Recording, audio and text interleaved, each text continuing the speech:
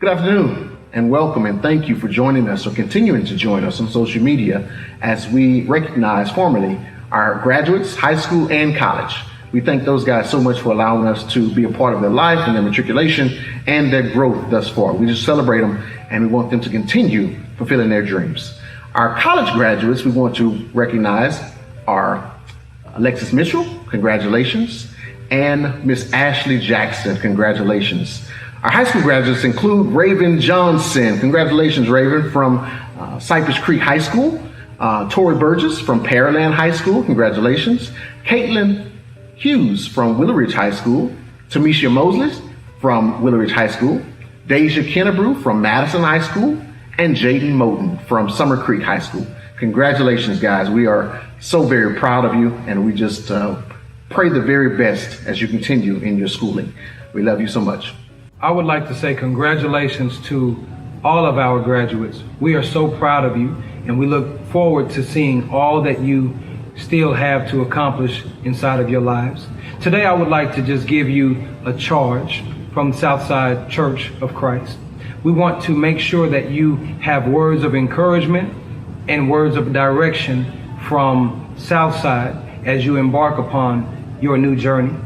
While serving this great congregation, as members of the leadership, we have been privileged to pray for you often. Our prayers will continue for all of you, and we know that if you heed the words in this charge, and we know that if you heed the words that are in this charge, your life will definitely be blessed. First, as you go on from this graduation, choose not to live an ordinary life. God did not put us on this earth to live a normal life, but to live one that is extraordinary.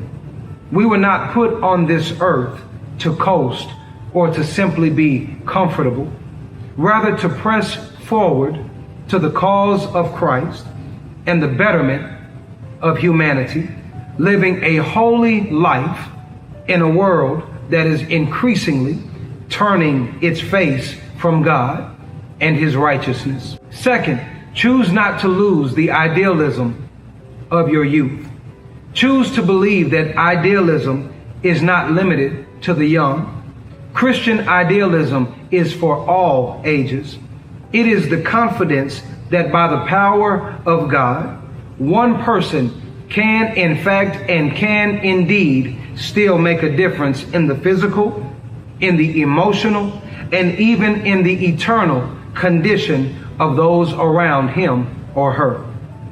Never stop believing that you can make a positive difference.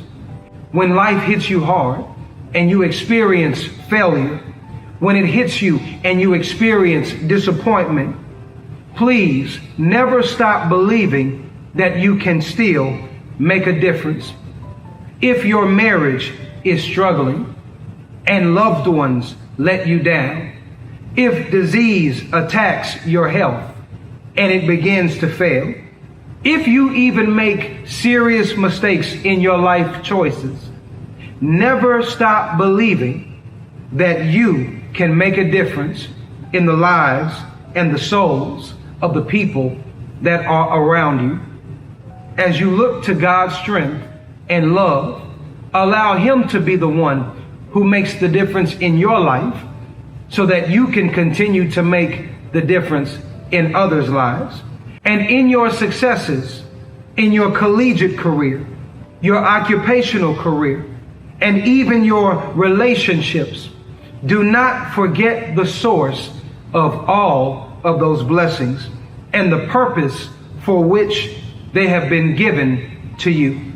Everybody has a blessing, not for themselves, but so that they can be a blessing to somebody else. What am I saying? I'm saying bless generously those who God brings into your path. And thirdly, though Southside Church of Christ has helped you gain a spiritual foundation, choose to make learning a lifelong pursuit.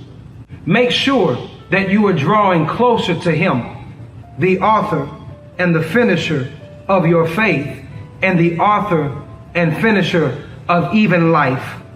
He will be the one that will equip you to serve and to minister more effectively to his creation.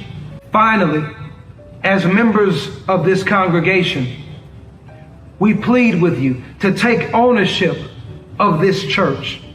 Though this church belongs solely to the Lord, it is also your congregation as well. It exists today because the Lord has blessed it with dedicated men and women who have given their time, given their energy, given their money, and their love to build and guide the Southside Church of Christ. It will thrive in the future because the Lord will continue to bless it with committed members who have bought into what we call the Southside experience. We challenge you, our newest graduates, to get involved and to stay involved. May God continue to bless you richly and to bless your life. And I want to leave you guys with some words as far as you transition into another sector of your life, right? Because you're going into it, and I've said it before, that the things that you learned in the past will always be lessons for you to rely on going to the future. One scripture comes to mind in the book of Colossians chapter 1, verses 9 through 10, where it says, "For this reason, since the day we heard about you, we've not stopped praying for you." Glory be to God. You've been my youth, so I haven't stopped praying about you. "We continue to ask God to fill you with the knowledge of his will through all the wisdom and understanding that the Spirit gives, so that you may live a life worthy of the Lord and please him in every way, bearing fruit in every good work and growing in the knowledge of God." So as we thrust and shoot you off into a new arena of your life and a new chapter in your life, we just want to praise you. We want to thank you guys for being role models to our youth here.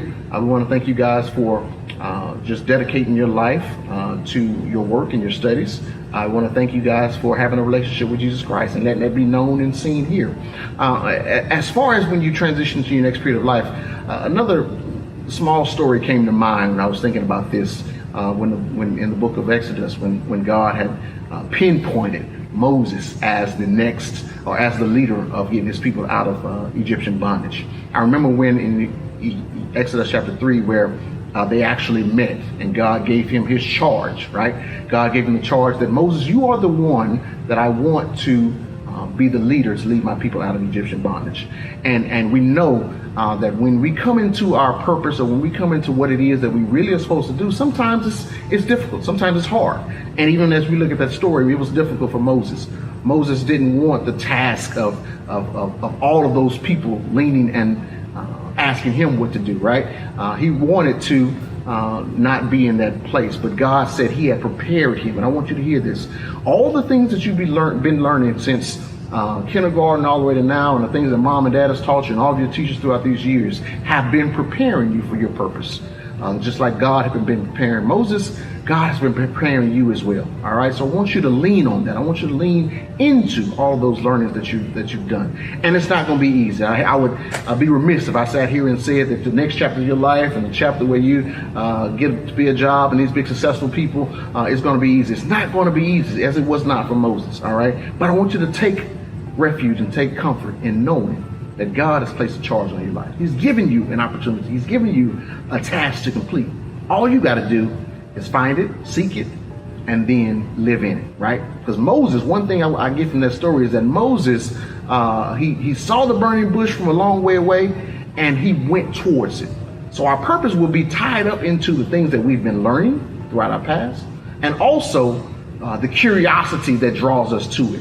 Anything that you're curious about, that you have a deep desire for, a passion for, that is your purpose that God has placed inside of your life. So once you learn it, once you discover it, then it's up to you to take it and go forward. All right. Also, in that story, we know that Moses tried to make excuses. All right. And many times that's going to be the easiest route to do. Again, we're charging you, as you've done before, to continue going, to be strong, be persistent, use the grit that you have inside of you to continue your desire for your next level and your next chapter in your life. So remember, Exodus chapter 3, Moses had received his charge from God, or his mission from God, as you will as well. But one last thing I really need to hit on, because it's so very important, is when you go into the chapter 4, the next chapter, verse 2, because Moses begins to make excuses. And we talked about that, as sometimes we will do. It's the easiest thing to do. Moses began to make excuses about why he couldn't carry on this mission that God had put before him. But in Exodus chapter 2, God reaffirmed him and said, God simply said, well, what's that in your hand? I'm tired of all these excuses. I'm paraphrasing of God. I'm tired of all these excuses you're making, Moses. What's that in your hand? And Moses said, well, this little old thing, this is a shepherd's staff. And he didn't realize that God was reaffirming that all the things and all the utensils and all the things that he had put inside of his life for those last few years, or 40 years that he was being a shepherd, were grooming him towards his next purpose and his mission. The same thing with you guys, where it be something physical, where it be a new computer, a new laptop, a cell phone, a pen or paper. You can use all of those things to develop them into something great. But then also the flip side of that, the spiritual side, the mental side as well. God has placed a deep desire, a love, a passion, a joy, a leadership characteristics inside of you that he wants you to use to be blessings to others as you move forward. So we want to charge you. Don't forget. Discover your passion. Understand what it is. Build your relationship with God. Understand your relationship with God so that you can be stronger moving forward. If excuses come up, always understand, as the writer in 2 Peter said, that God has given us all things pertaining to life and godliness. So he's given it to you. He's placed it inside of you. And all you have to do now is discover those things, study, nurture those things, and be the great person, the great version of yourself moving forward. Again, we love you. We thank you so much for this opportunity. Be a blessing to others. Charge on. Pertaining to our scholarship that the church normally gives, we would like to ask you to beg our pardon because of the quarantine that we're in and the coronavirus. The scholarship still will happen. All right, don't worry about that. But the church and the young adults ministry will follow up with you individually. But because of the virus, we've had to delay on some things. All right, but we definitely want to be there to support you in the furtherance of your schooling. So Brother LaMarcus and the church will get with you as soon as possible to follow up on that scholarship opportunity. Thank you so much. And we'll see you at 1:30 for the parade celebration for all of our graduates. Please come out.